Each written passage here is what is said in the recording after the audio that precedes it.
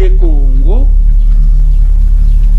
balakisaka bango que les Congo sont un rejeton du peuple d'Israël. Que dans le passé, Congo bazala kufanda na pays de Canaan.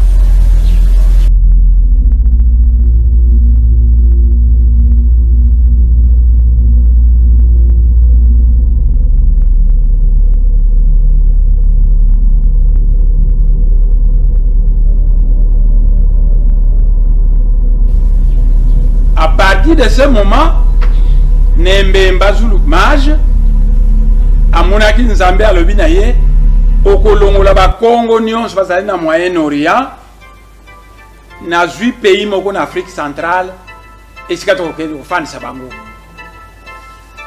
Alors, Nembemba Zulu akamati ba Congo, akiti na bango, aleki na bango na Kivu, aleki na bango na Katanga, akomi na Zimbabwe ya kala, ti aye kokota na désert de Kalahari, puis il va construire le royaume du Congo. Le royaume, tant qu'on construit yango, Archange Mwanda Congo, Akita qui n'embanza Congo. Donc, pour mon soleil très étincelant, Archange Akiti, mais ma belle n'est comme ma colonne comme ma belle. Il flottait à 2 mètres. Et puis, à Bandiko dicté la loi, alobi ngai mutu na memi bino awa. Toko pesa bino kodi dia moyo. La loi sacrée du royaume. Omoni ba kongo ba yeba kodi disi saba muta ilande kodi yaye. Toko pesa bino kodi dia moyo, et l'article 1 dit que kodi dia moyo kadi komwa kadi sumuno longo. Donc l'archange Mwanda Congo a dicté Mibeko, alobi na ba mage fondateur du royaume du Congo que tomemi bino awa pongai l'archange Mwanda Congo na éduqué bino, mais makambo na kopesa bino ezali ya bino ba Congo kaka te que bozali. Le royaume du Congo est prédestiné à devenir le grand boa qui doit avaler toute l'Afrique centrale. Donc toko pesa bino mateya obanda ko panzango na Afrique centrale nyonso, parce que autant voulu par le Seigneur à l'ère du verseau, les grands êtres spirituels vont élever un pays de l'Afrique noire au rang de grande puissance mondiale, et ce sera l'Afrique centrale.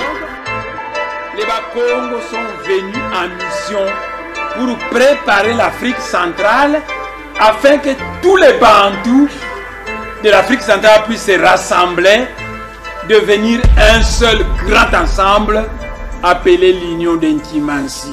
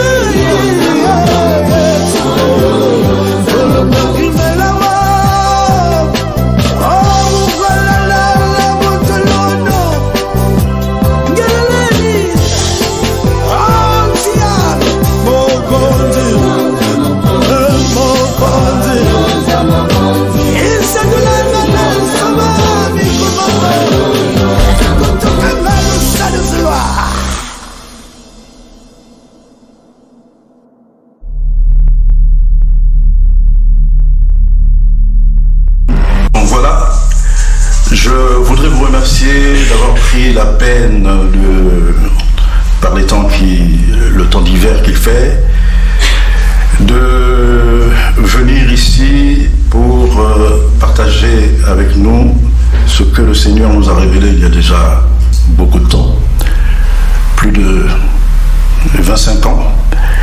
Et également remercier surtout notre frère fils Nkoko, qui a eu l'idée et l'initiative d'organiser cette conférence. Je voudrais dire que ce jour est un jour assez spécial pour moi. Comme vous l'avez entendu dans cette brève biographie, je suis né un 24 novembre et aujourd'hui je fête mes 63 ans.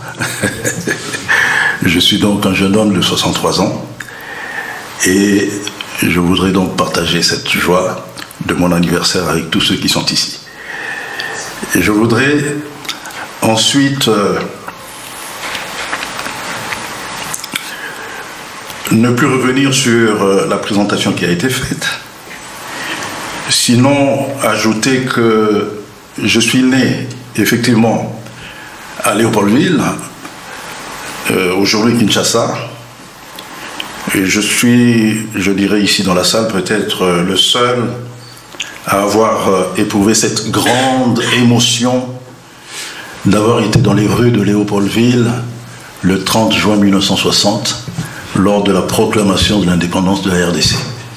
J'avais 5 ans ou 4 ans et demi, mais je me vois encore dans la rue en train de sauter de joie et de regarder avec un œil assez étonné l'exubérante allégresse des adultes qui étaient là et qui criaient « Kimpwanza, Kimpwanza », ce qui signifie indépendance. Alors, à l'époque déjà, il y a beaucoup de choses qui étaient intervenues à Léopoldville, à Kinshasa, et qui laissaient entendre que quand même c'était un pays qui n'était pas comme les autres.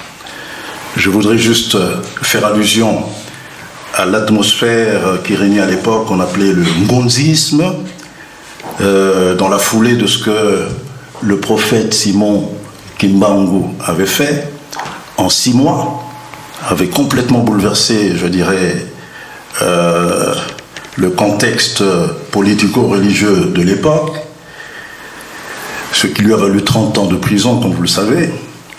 Mais également, quand on parle de l'indépendance du Congo, c'est parce que, peut-être certains d'entre vous le savent, mais il s'est passé le 4 janvier 1959 quelque chose d'assez extraordinaire. Il y a eu une armée mystérieuse qui est apparue à Léopoldville à l'époque. On a dit que c'était des pygmées, c'était une armée de gens qui mesuraient à peine 1,30 m, mais qui étaient dotés d'une force surnaturelle et qui ont fait que la force publique à l'époque a battu en retraite, ce qui a conduit le Congo le 30 juin de l'année qui avait suivi à l'indépendance. Je fais allusion à cela simplement pour dire que le titre ou ce qui nous réunit aujourd'hui ici, la langue la plus intelligente du monde, a un lien certain avec ces événements de Léopoldville en 1921 avec le prophète Simon Kimbangu et également le 4 janvier avec l'apparition de cette armée surnaturelle qui était en fait l'armée de Christ. Alors, je suis de culture congolaise, de par le fait que je suis né donc à Kinshasa, mais mes parents étaient ou sont d'origine angolaise. Je suis originaire de Mbanza Congo, qui, comme vous le savez, a été inscrit au patrimoine culturel de l'humanité il y a récemment, je crois que c'était il y a 2 ans, et je me flatte d'avoir contribué à une modeste mesure à ce que Mbanza Congo puisse être reconnu patrimoine culturel de l'humanité. Ce qui a un lien aussi avec le sujet qui nous rassemble ici aujourd'hui. Donc je suis arrière-petit-fils de l'un des derniers rois de Congo, Diantotela, qui s'appelait Henrique Teyekenge. Pour ceux qui connaissent Mbanza Congo, San Salvador du Congo, il y a ce qu'on appelle le Kulumbimbi, là où reposent les 7 derniers rois de Congo, et parmi les tombeaux, qui sont anonymes, il y a donc mon ancêtre, mon vénérable ancêtre, Henrique Teyekongo. Alors, pour dire que je suis vraiment... J'ai les 2 pieds dans l'histoire de ce royaume de Congo Diantotela. Au cours de mes études secondaires à l'Athénée de Lagombe, à l'Athénée de Kalina, j'ai suivi la filière littéraire, ce qui explique peut-être les livres que je suis en mesure d'écrire aujourd'hui. Et je me souviens que lors de déjà la première leçon de latin que nous avions eue de notre professeur flamand de l'époque, je crois qu'il s'appelait Siemens ou un truc de ce genre, la première phrase que nous ayons apprise du latin m'avait interpellé. C'était « lingua latina ardua est ». Je ne sais pas pourquoi. En entendant « lingua », ça sonnait au plus tréfonds de moi-même en me disant « mais lingua, ndinga ». Langue. C'est pratiquement la même chose. Alors, si le latin avait été une langue encore vivante, je me serais dit, bon, c'est certainement que nous avons puisé ndinga du latin. Mais étant donné que le latin était une langue morte, et depuis, tout en étant resté la langue liturgique de l'Église catholique, je me suis dit, tiens, comment est-ce que mes ancêtres à moi disent ndinga, qu'on retrouve d'ailleurs dans bien des expressions, aussi bien en latin que dans les langues telles que l'espagnol, le portugais, l'italien, quand on dit diga, diga, mais dites-moi, c'est ndinga. Et de fil en aiguille, au fur et à mesure que nous apprenions le latin, beaucoup d'autres mots venaient m'interpeller en me disant, mais il y a là-dedans un mystère. Comment se fait-il que mes ancêtres, tout en n'ayant jamais appris le latin, ont pu avoir des mots en fait qui coïncident tellement avec ces mots du latin qu'on retrouve dans les langues modernes telles que le français, l'anglais, l'allemand même. Et c'est à partir de là qu'est venue peut-être la vocation d'aller creuser et de vouloir connaître une vérité qui forcément dérange. Car comme vous le savez, le latin est la langue la plus prestigieuse de la culture européenne, de la culture judéo-chrétienne. Et dire, comme je le fais dans ce livre, qu'il y a beaucoup de racines du latin, en fait, qui sont des racines bantoues, c'est soulever le couvercle d'une marmite qui n'a pas fini de déranger. Alors, ce qui nous réunit ici aujourd'hui, c'est ce livre-là. La langue la plus intelligente du monde. Et dans l'introduction de ce livre, je reconnais que ce titre est un peu, pour ne pas dire beaucoup, présomptueux. La langue la plus intelligente du monde. Que veut-on dire ou que veut dire l'auteur en disant cela? Eh bien, comme je ne sais pas si vous êtes en mesure de lire ce qui est sur le tableau, je vais revenir un peu en arrière pour lire avec vous le préambule et après je vais développer. Alors voilà, le titre de cet ouvrage, La langue la plus intelligente du monde, paraîtra présomptueux à beaucoup.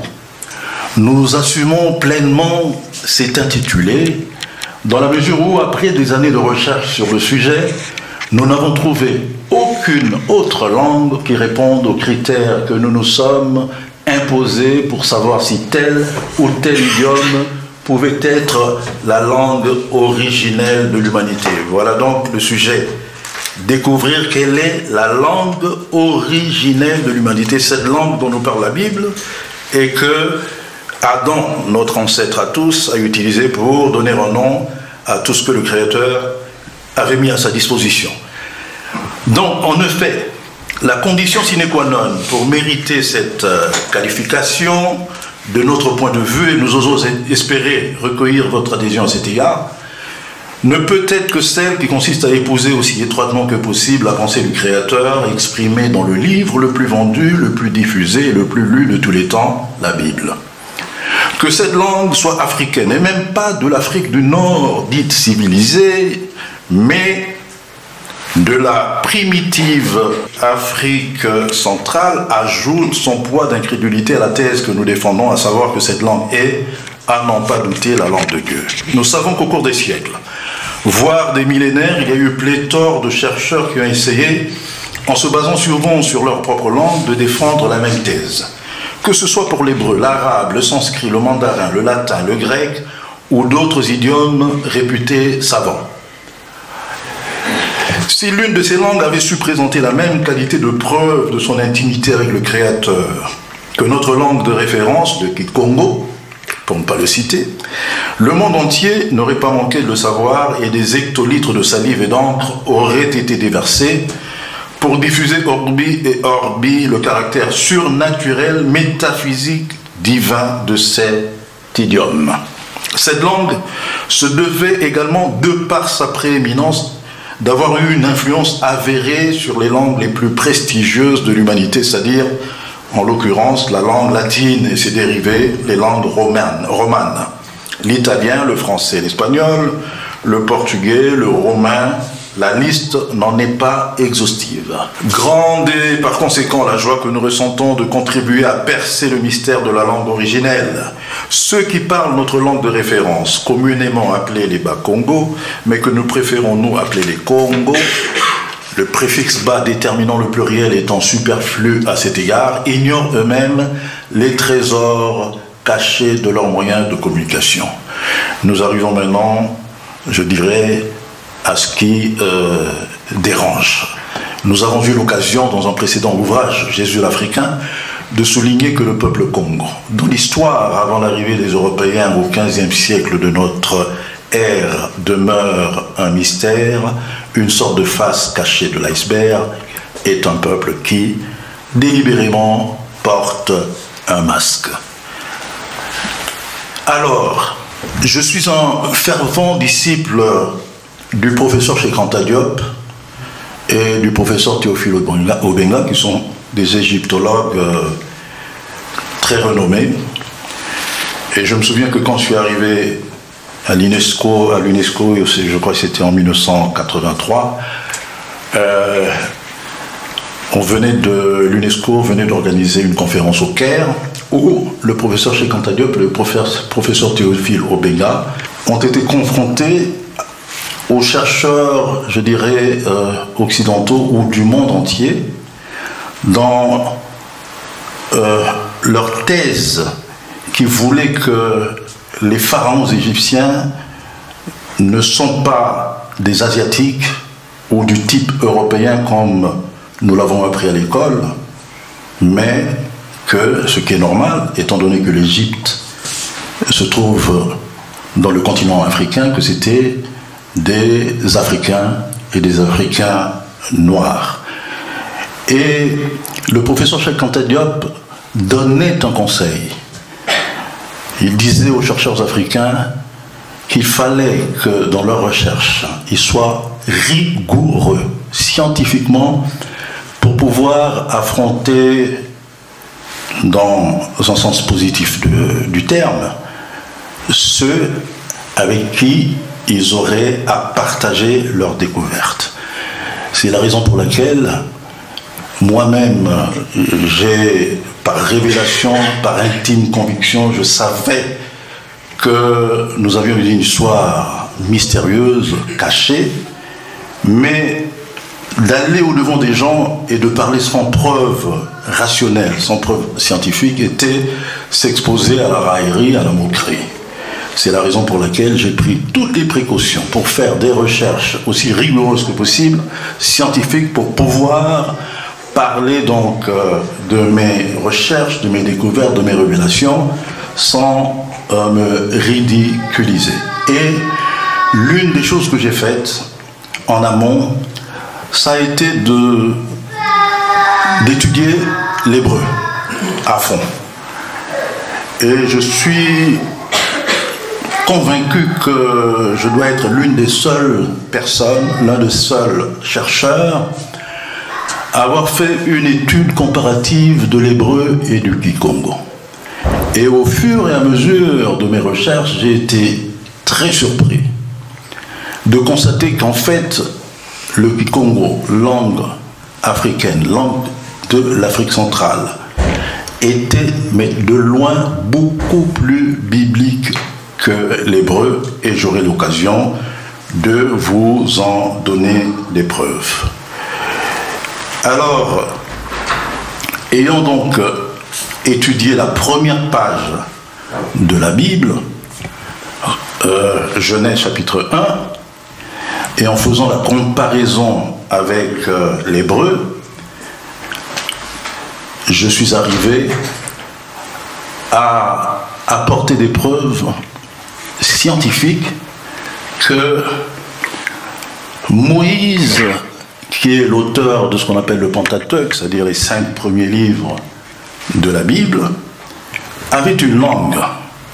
Je ne dis pas, quand on parle du Kikongo aujourd'hui, et ça c'est une porte ouverte à tous les chercheurs, le Kikongo à l'époque ne s'appelait pas le Kikongo. Aujourd'hui on dit Kikongo parce qu'il y a une, je dirais, nation, Congo, qui vient de Congo d'Antotela, mais à l'époque il avait certainement un autre nom que, à l'occasion, je pourrais vous révéler, mais toujours est-il qu'il est impossible que le Kikongo ou les locuteurs, c'est-à-dire ceux qui parlent le Kikongo, n'aient pas eu une influence, mais prépondérante, sur l'histoire biblique.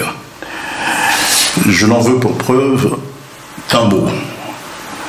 Et avant donc de rentrer dans le Kikongo, je voudrais qu'on passe par le Lingala.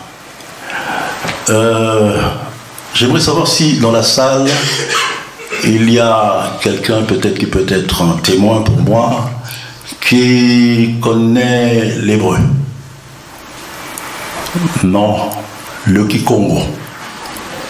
Ok. Eh bien le Lingala, je crois que pratiquement nous tous.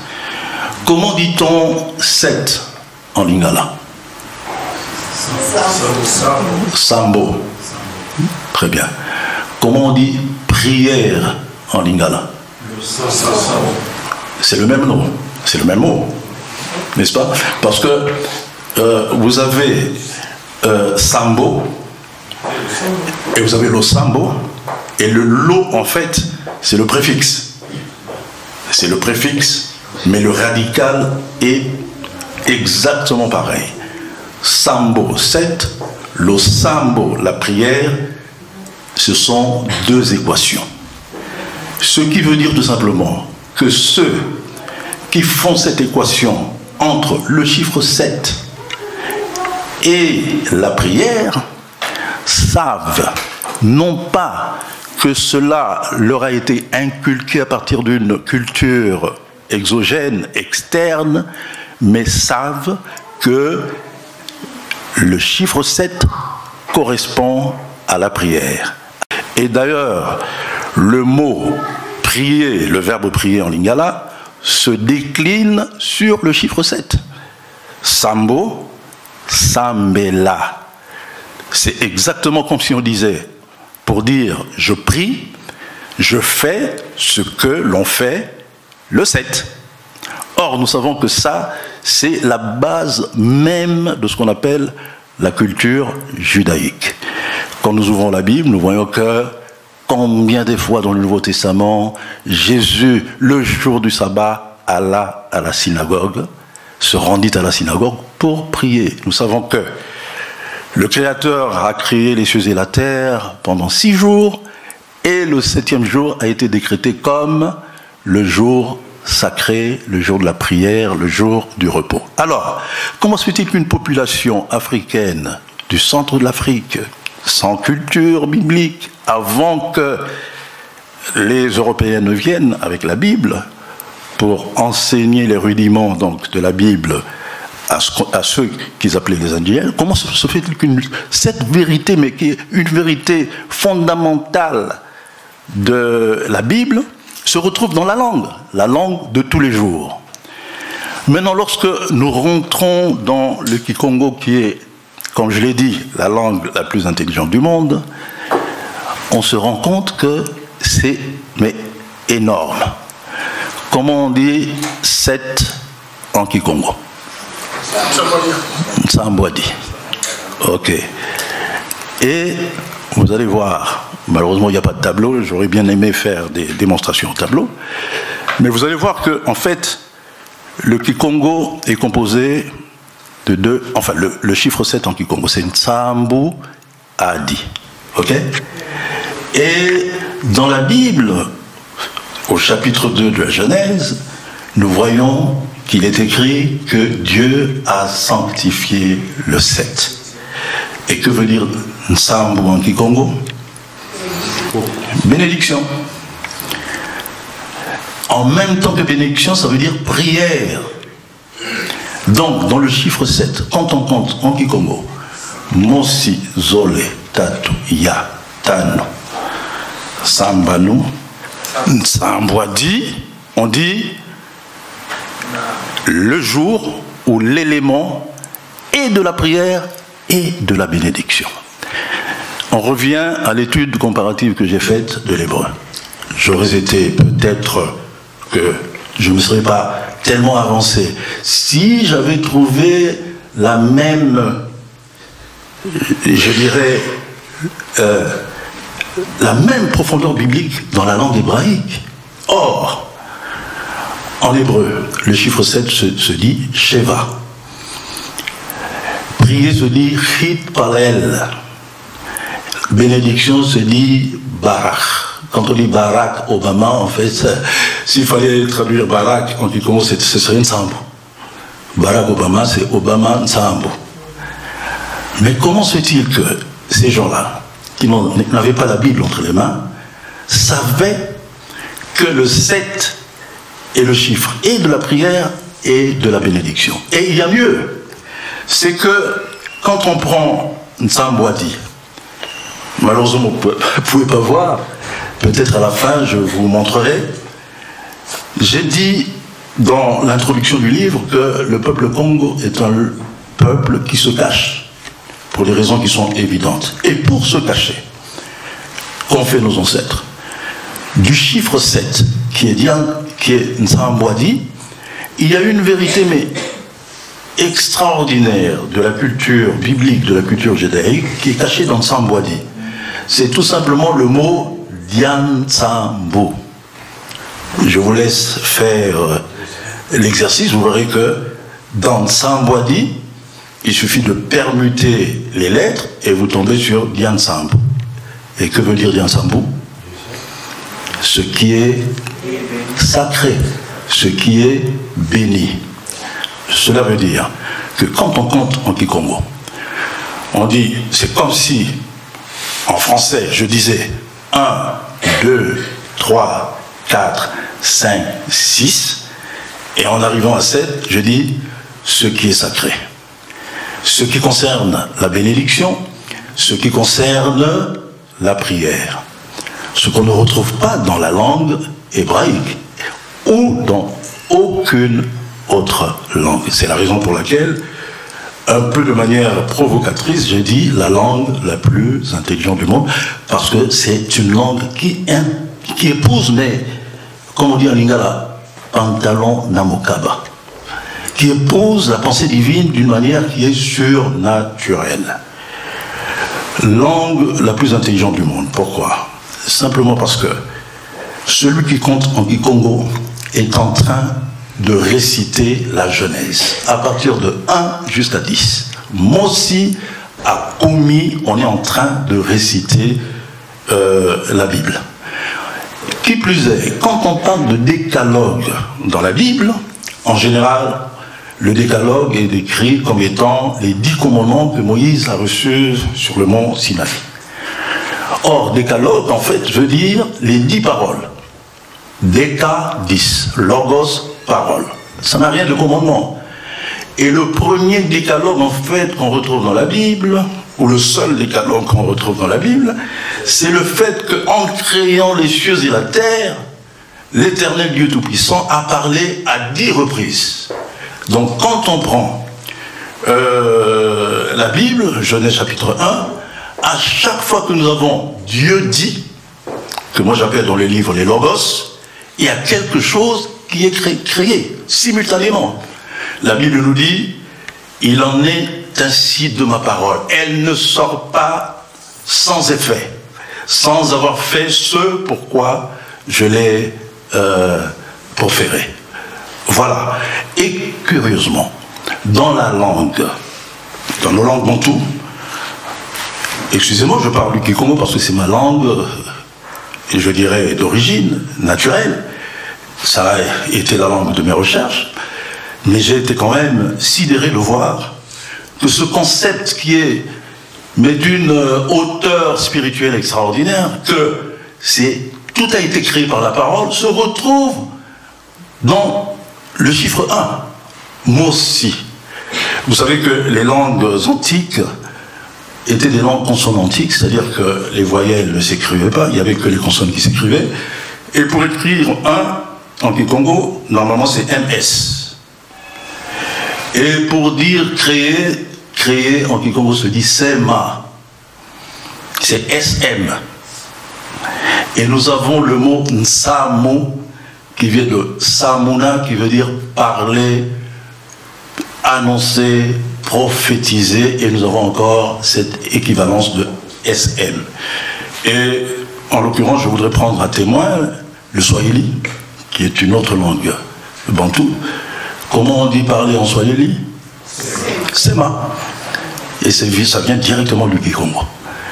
Et là, en Swahili, nous avons perdu, je dirais, la signification de créer qui est restée en Kikongo. Sema en Kikongo, c'est créer, mais en même temps c'est parler. Mais qu'on retrouve en Swahili simplement dans Sema. Et quand on conjugue le verbe Sema en Kikongo, parce que le Kikongo a 4 groupes de verbes, beaucoup de gens ne le savent pas, les groupes de verbes en Kikongo sont déterminés par le suffixe. Par exemple, Sema, quand je conjugue, c'est Semene. Le ENE de la fin nous donne le 3e groupe du Kikongo. Quand je dis par exemple Vova, Vovele, le ENE détermine un autre groupe qui doit être le 4e groupe. Quand je dis Sumba, acheter, Nsumbidi, le IDI détermine le 1er groupe de ces verbes, ainsi de suite. Or, quand on conjugue Sema, Semene en Kikongo, on tombe directement sur le mot Semen en latin. Et que veut dire Semen? Semen, seminis, c'est ce qui nous a donné le mot semer, le semeur, la semence, etc. Et le créateur se dit Nsemi. Il y a d'ailleurs un cantique très très célèbre chez nous qui dit Tatanzambi Nsemi Ababo. Hein? Bien bio, je crois. Vous qui êtes le créateur de toutes choses. Nsemi. Mais ça nous amène à des considérations absolument extraordinaires. J'ai, comme l'a annoncé notre frère, le pasteur Aaron, je n'aimerais pas accaparer la parole. Je vais parler juste 30 minutes pour laisser donc le temps aux frères et sœurs de poser des questions. Mais Nsemi n'est pas loin de ce qu'on appelle la civilisation sémitique. Et le mot Nzambi, en fait, c'est une, comment je dirais, c'est une sémi, mais au superlatif. C'est un peu comme en Kikongo, quand on dit Nsi, ça veut dire le pays, et Nza, c'est le monde. Donc vous avez une sémi, et Nzambi, c'est le superlatif. Nzambi, en fait, c'est le créateur des créateurs.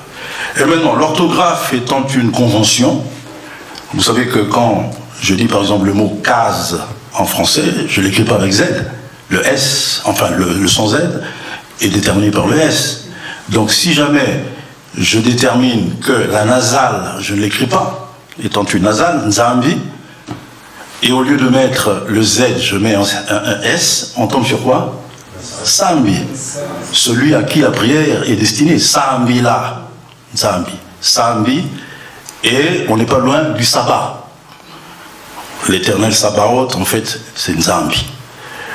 Alors, langue la plus intelligente du monde, comme je l'ai dit, en comptant à quiconque, on est en train de réciter la Genèse. C'est-à-dire que Moïse, quand il a écrit le Pentateuque, la première page de la Bible, parce que vous faites abstraction de la première page de la Bible, il ne reste plus rien, parce que la première page de la Bible, c'est vraiment la proclamation de la toute-puissance de Dieu, de l'unicité de Dieu, du fait que tout ce qui a été créé par une seule puissance, que nous appelons Sémi, que la culture européenne en général appelle Dieu, ce qui, là aussi, n'est pas sans poser des questions, parce que le terme Dieu, en fait, vient de Zeus, qu'on retrouve plus facilement en portugais dans Deus, parce que lorsqu'ils étaient, la culture européenne était encore païenne, il y avait une multitude de dieux dans le grec, dans la civilisation grecque, dans la civilisation romaine, etc. Et le dieu qui était le dieu majeur du Panthéon, c'était Zeus. D'où le mot Deus. Deus, Dios en latin, qu'on retrouve encore aujourd'hui quand on dit Dieu. Donc quand on dit Dieu en français, en fait, on fait allusion directement à Zeus. Et les gens ne le savent pas. Mais moi, quand je dis Nzambi, Nzambe, je fais allusion directement à la semence, Nsemi, le Semen, celui qui a tout créé. Maintenant, une fois de plus, langue la plus intelligente du monde. Pourquoi? Parce que quand je prends ma Bible en hébreu, je vois que le mot lumière se dit or, en hébreu, or. Il n'y a pas d'autre terme. Et ce que la majorité des gens ne savent pas, c'est qu'en Kikongo, nous avons deux termes pour dire lumière. Nous avons le terme Nsemo et nous avons le terme Ntemo. Il n'y a qu'une lettre qui différencie les deux termes. Le S s'est mué en T. Mais pourquoi? Simplement pour bien montrer que cette culture biblique est la nôtre. Ce n'est pas une histoire, une culture qui est venue de l'extérieur, mais non, que nous sommes les précurseurs de cette culture-là. C'est qu'il y a une bataille féroce qui oppose les tenants de deux thèses, ceux qu'on appelle les créationnistes et ceux qu'on appelle les évolutionnistes. Les créationnistes, en général aux États-Unis, ce sont ceux qui disent que non, en étudiant la durée de vie des patriarches de la Bible, on peut déterminer que la Terre existe depuis 7000, 8000 ans. C'est complètement absurde. Je crois que vous serez d'accord avec moi. Que la Terre existe depuis 7000, 8000 ans, c'est pas possible. Parce qu'il y a des civilisations qui sont de loin beaucoup plus anciennes que ces 7000 ou 8000 années. Et vous avez les évolutionnistes qui disent non, non, non, la Terre a des millions d'années, même des milliards d'années.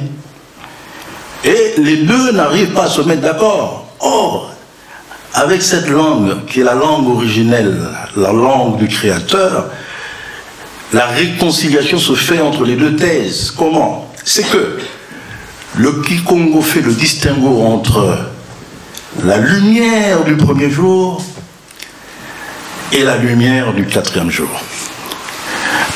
Simplement parce que la première création, c'est ce que la Bible appelle le fiat lux. Que la lumière soit et la lumière fut. Or, physiquement parlant, scientifiquement parlant, la notion de lumière n'est compréhensible à l'esprit humain que dans la mesure où il y a le soleil, la lune, les étoiles, que la Bible appelle les luminaires. D'où vient donc cette lumière du premier jour que nous donne la Bible en disant fiat lux? Le Kikongo a la réponse. Cette lumière qu'on appelle Nsemo vient directement de Nsemi. Vous voyez la concordance? C'est une lumière qui émane directement du Créateur. Et maintenant, pour déterminer le temps, la Bible nous dit, Genèse chapitre 14, que c'est le 4e jour que l'Éternel a créé le grand luminaire qu'on appelle le soleil et le petit luminaire qu'on appelle la lune. Le 4e jour de la création. Or, pour déterminer les années, nous on se repose sur le fait que la Terre tourne autour du soleil et tourne autour d'elle-même. Avant la création du soleil, de la lune, etc., il était impossible de déterminer et les temps et les saisons. Donc on ne peut pas dire que 1000 ans se sont écoulés, 2000 ans, parce qu'on n'a pas les éléments pour déterminer cette chronologie. Donc le Kikongo a bien pris soin de faire le distinguo. C'est que ces mots, la première lumière, entre le premier jour et le deuxième jour, on ne peut pas dire combien d'années à l'échelle humaine se sont écoulées.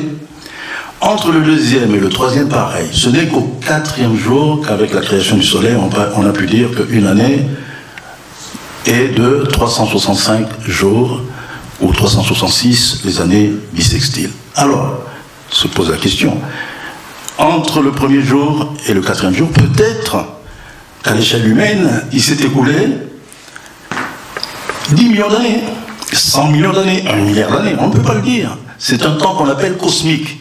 Mais comment mes ancêtres à moi, qui n'avaient aucune culture biblique, je dirais, pouvaient savoir qu'il y a eu une lumière du premier jour qui émanait directement du Créateur et qu'il fasse le distinguo avec la lumière qui émanait du soleil, de la lune, etc.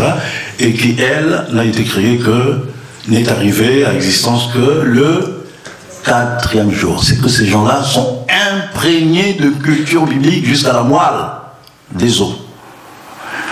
Donc, nous avons l'exemple que nous avons donné avec le chiffre 7, qui est le chiffre du sabbat, le chiffre du sacré dans la Bible, et qu'on retrouve inserti dans le Kikongo. Nous avons ce que je viens de dire avec Ntemo qui nous a donné d'ailleurs le terme thermos dans la langue grecque et en latin, qui nous donne par exemple aujourd'hui le thermonucléaire, ça vient directement de là. Nous avons, je dirais, un autre mot, un autre chiffre en Kikongo qui détermine que, effectivement, c'est la langue que parle l'Éternel. Comment je peux être aussi affirmatif en disant que, comme le dit le sous-titre du livre, le titre du livre c'est la langue la plus intelligente du monde, et après je dis Dieu parle une langue africaine. Mais comment je peux, en très peu de mots, très simplement, effectivement démontrer que c'est la langue que parle le Créateur? Nous revenons au chiffre 7. Nsambwadi. Et dans l'introduction, je dis qu'il faut que cette langue, qui est la langue originelle, ait eu une influence sur les langues les plus importantes de l'humanité, notamment la langue latine. Et il y a un florilège de mots où on voit par exemple que samedi, en français, au Moyen-Âge, se disait sambedi. Comme le M est une labiale en linguistique, le B est une labiale aussi, une labiale a cédé la place à l'autre, le B a disparu et il n'y a que le M qui est resté et qui nous a donné samedi. Mais en fait c'est sambedi, directement lié à Nsambwadi. Vous avez sabado. Sabado en portugais, sabado en espagnol, sabati en latin, vous pouvez faire la liste et vous verrez que tout remonte vers le Kikongo. Mais maintenant, il y a eu un pacte au départ, une sorte de serment, avant celui avec Abraham. Quand Dieu a créé l'homme, l'être humain, parce que quand on dit aussi Dieu a créé l'homme, en français c'est très réducteur, parce qu'il y a l'homme et la femme. Et nous ne disons pas Yakala, on dit Muntu. Et dans Muntu, il y a aussi bien l'élément mâle que l'élément femelle. Toujours est-il que quand Dieu a créé l'être humain, il y a eu un pacte. Dieu a dit, je veux te bénir, sous réserve que tu m'adores, que tu me pries. Ok? C'est logique, normal. Dieu dit, tu m'adores et je te bénis. On met ça en kikongo. Comment on dit je prie en kikongo?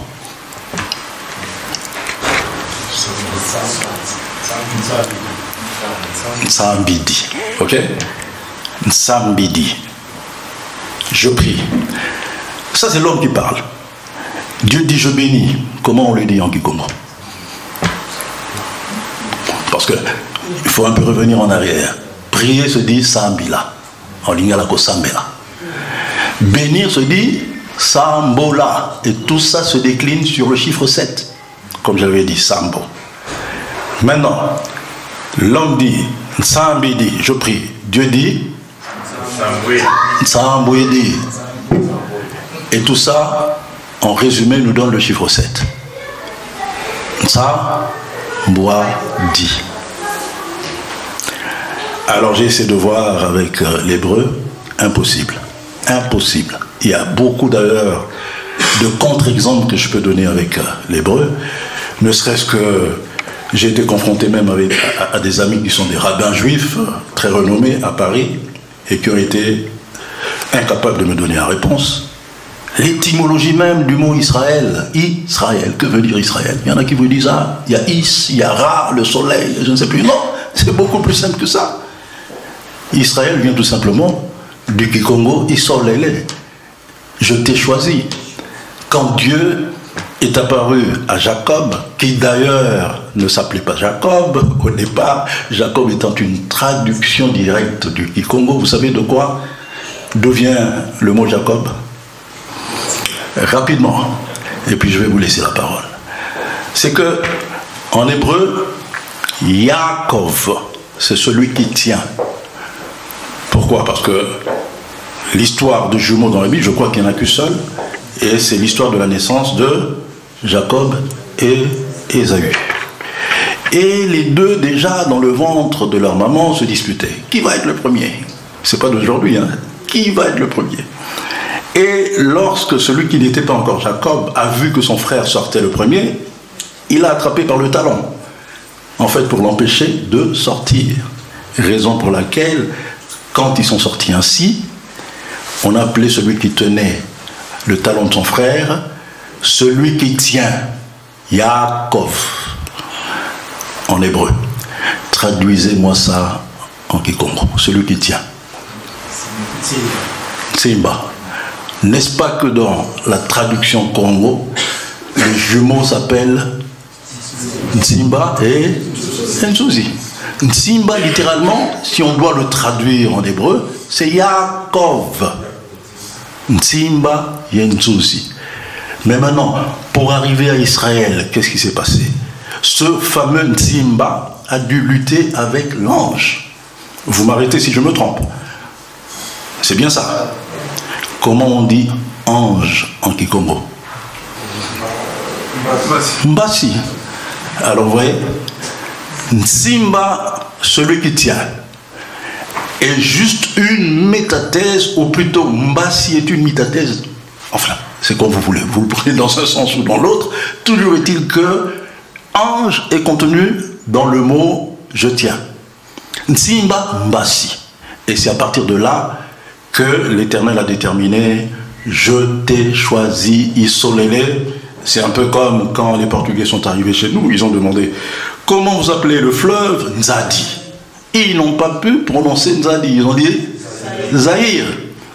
L'ange a dit Isolele, et dans les traditions, quand la Bible a été traduite de la langue qu'on parle aujourd'hui, le kikongo, vers l'hébreu, l'araméen, je ne sais plus quoi, Isolele est devenu Israël. Et voilà. Donc, je crois que j'ai largement dépassé le temps que je m'étais fixé, ça dit 30 minutes, mais il y a beaucoup à dire. Rapidement, quand on dit Mossi, nous proclamons Nsemi, nous proclamons Sema, la parole. Lorsque nous disons deux en kikongo, Zolé, comment on dit ciel? Et voilà. Équation. Ça s'écrit de la même manière. Zolé c'est ZL et Zulu c'est ZL. Pour dire que c'est le deuxième jour que le ciel a été créé. Troisième jour, qu'est-ce qui a été créé? La terre. Quand on revient aux prémices même de la langue originelle, il n'y a même pas d'hésitation parce que 3 se dit Tatu. Et la terre, Toto. T est égal à T. Et la terre étant venue à existence, Dieu, le même jour, le même troisième jour, a prononcé en 4e logos, Dieu dit, et a créé la verdure, la végétation. Et comment on dit herbe, végétation, Kikongo? Titi. Vous voyez l'équivalence? Vous avez Tatu, le 3, Toto, la terre, Titi, la végétation, T. Ça, il n'y a que la langue originelle qui puisse arriver à faire ce genre d'équation. Je passe sur le 4 parce qu'il y a énormément de choses à dire sur le 4. Toujours est-il que le mot même Judas, Ngiadi, vient du chiffre 4, qui est le chiffre de la domination. Raison pour laquelle le Messie ne pouvait venir que de la 4e tribu d'Israël. Donc voilà, je m'arrête là et je vous passe la parole.